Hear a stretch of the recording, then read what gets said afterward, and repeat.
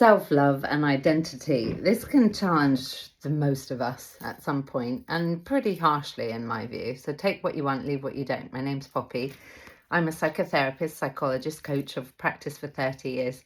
I work for you, I self-regulate. This will help you if and when you get ready for a crisis of identity, and I'll say more. And a few things that you can think about that I might be able to help you with. When I studied about identity, and whenever that was, master's degree 20 million years ago, it was such a dense and big topic, and it felt for me, full transparency, very something I didn't identify with, because often the word is associated in my mind with classically sexuality. However, we all have a crisis of it often. So if I go to basics, identity, we get to decide what our identity is, how we see ourselves and want to be seen. And that's a complex psychology. And you could think about, for you, what are the kinds of things you say about you? For example, I catch myself often saying, I can do hard things and I never give up. However, there's a lot equally that we have that we feel we don't like about us. Or, I never get the job, or I'm always last, or other people stuff. So we get to decide very consciously, how do we identify? The personality, what we think, what we feel, what we do. We get to decide that too, what we focus on. Then that creates, for the most part, how we feel, and then what we do. And of course, and the reason why I advocate for therapy and personal development and so on is, until we really take a good look at who we are and how we are, what triggers us, what hurts us, what wounds us, why we get reactive, and how we spend our day and our habits and success disciplines and so on, the general person, in my view, doesn't investigate this stuff, because most of the time we're dismissing ourselves. Papa too, if you would agree, that you overlook you frequently. And then, of course, other people do. So with identity, this is why sometimes it can be such a crisis point, is the majority of us still, well, yeah, do I? A little bit. Look outside of us for someone else to reassure us, give us the sense that we're worthy, what we have to say matters, and so on. So we're fighting often to be seen, heard, understood, and made to feel that we matter, as opposed to knowing that our identity, who we are, what we stand for, who we get to be, is our flipping choice. I'll use myself. There's a lot of things I stand for, and essentially it is your health and well-being as well as mine, is that we're autonomous beings and we do get to choose, for the most part, how our life goes, what we say yes to, and the fact that, the rest of our lives are blank pages. We do get to decide. I appreciate we've all been traumatized, and I mean it when I say we have all. Small t, they say, or big T. However, we've had experiences where we've been cut off, shut down, neglected, and in different things, and that very much impacts our identity and our personality. The personality, as I see it, is created pretty much by a lot of painful experiences that we've had, where we've been abandoned in some kind of way, and in adulthood we still have that same fear. And if we focus too much on it, and the fight for being respected, that can be a lifelong identity, is the underdog. So, me, I'm going through it right now, is how the hell do I identify? Because what I'm about very much is transparency, honesty, truth, and justice for all, essentially.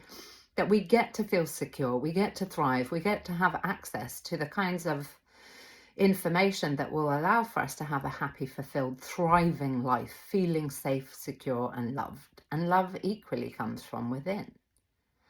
And we can't love ourselves until we've actually taken the time and the courage to really lean into who we are and how we are.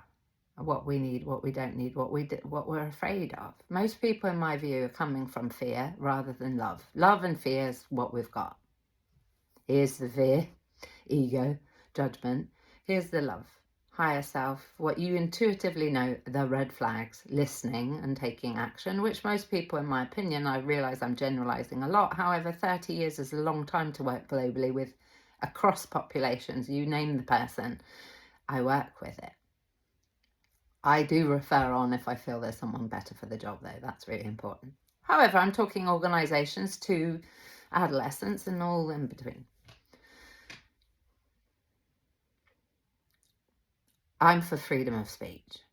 I cannot and will not, certainly not with a straight face, invite you from video comments to clients and so on to speak into the important things, to look at shame, to look at fear and isolation and our histories and our futures and what we dare to dream we'd like for us.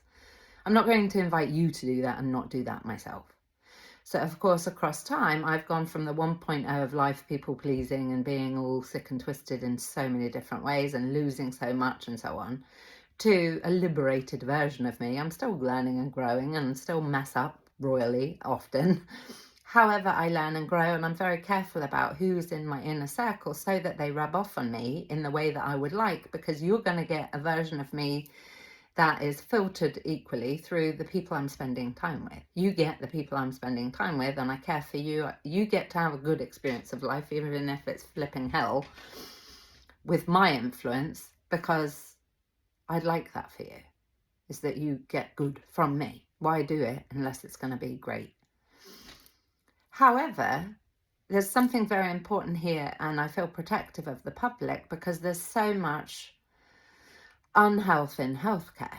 And whilst I have been unhealthy, I'm doing better these days and looking to walk my talk consistently. Psychologist, psychotherapist, coach, these are unprotected titles in this country. It's different in different countries. And, you know, I've got 2 degrees in both and 3 flipping diplomas, and, you know, I'm still training long term. This may help you if you stay with it. However, many people misrepresent themselves, and many people, you know, just because we have a degree and so on, doesn't mean we're any good, and it doesn't mean we haven't faked it. Unfortunately, a lot of people do fake their certificates and so on, and if you know me, you know I self-regulate. Freedom of speech is not a thing in healthcare, and I am pro freedom of speech. There's a lot of things you can't talk about in healthcare, which for me is unethical. So I've challenged across time a lot of different organisations. So now I have my own policies on ethics for my own company, Academy for Self-Mastery Ltd. I appreciate that's very unusual. However, we get to do the impossible in life. So I'm still coming up with what is a term to describe what this is. And you get to do the same. You, again, identity is very personal. However, if we're not clear on our identity, if we don't know ourselves, we can't love ourselves until we know ourselves. So that's the setup. If you self-love, it's very difficult to do that if we don't know who we're dealing with, really. The shadow stuff as well, the stuff that we don't want to look at because you judge it so damn harshly. Hot tip, people aren't judging you so harshly, it's you, and then it gets reflected back. So, and I would love your comments. I'd really be open to them. What I'm looking to do, bearing in mind that it's fair to assume that people that know about psychology and psychotherapy and coaching know there are ethical guidelines. I do my own because I'm informed to do so, and I'm not happy with what governing bodies are offering these days. I understand if you are, I'm not. It's fair to assume that someone in my position would have an education that's legitimate, experience that's legitimate, and equally, what are the terms, particularly given there's so much scandal about people misrepresenting themselves? I would like to find a middle ground where I fairly represent who I am and how I am professionally, and have it so that it's not misleading because I self-govern. And equally, and this is the very challenging bit, is to be able to speak to the fact that some people call me, you know, an ethical psychologist, for example, without scaring the damn out of the public, to say, you know, like with any profession, there is a misappropriation, is that a word? A misuse of power in any field. And it happens a lot in healthcare. And whether you believe it or not, I'm pro health in healthcare. So much so I have a page, Self-Mastery for Healthcare. So I'm wondering how you feel about this, because a lot of people don't spend the time or care what terms we're using. However, on principle, it seems important to me that we do use terms that are very relatable for people. However, it's also very unusual, my situation. So it's almost as if I'm coming out as I don't know. That's the thing. You could think about it in relation to you. If you have a coming out party, who are you actually? What would fairly represent the truth of who you are? 3 words, for example. For me, moral, humanitarian, bit of a pain in the ass, however, that comes with the territory. Honest to a fault, mad. There's madness and badness in all of us. So I wonder how you feel. If you just assume that whether you like what I have to say about anything or not, what would you like to know? So that I don't get online and say I'm a coach, because that doesn't fairly represent what I do. And of course, coaching is highly unregulated. We get to ask the questions. However, I'm in this dilemma currently, and I'd love some feedback. How to do this well, long term, given that I decided to self-regulate. It's quite a complex thing, and if whatever, I'm always happy to say more. There are videos about that. However, short version is, that's all my trainings. They're on the website. You can see my documentation and so on. I wonder what would have us all feel safer about healthcare, apart from the fact, and again, I'll leave it here really. For me, if you're looking for a healthcare professional, we work for you, and it's a pleasure and a privilege to do so. So you get to pressure and challenge us to answer the questions you have, and that's your right. And no, you're not being difficult or resistant. It seems to me you're being very sane to say, am I safe with you? So what would help you to feel safe with someone like me is my question. What I call myself, what I show you, how transparent I am, bearing in mind I do something highly unusual for somebody in my position, the psychotherapist, coach, psychologist, because a lot of people who are being struck off or whatever, which was the ultimate with me challenging the governing bodies to say, I ask that you consider changing the guidelines around freedom of speech. I have 2 science degrees, I've researched a lot, and I'm very careful about doing my due diligence because ethics is extraordinarily important to me. I'd like the public to trust that there are good people that can help you, and you have a choice who that person is.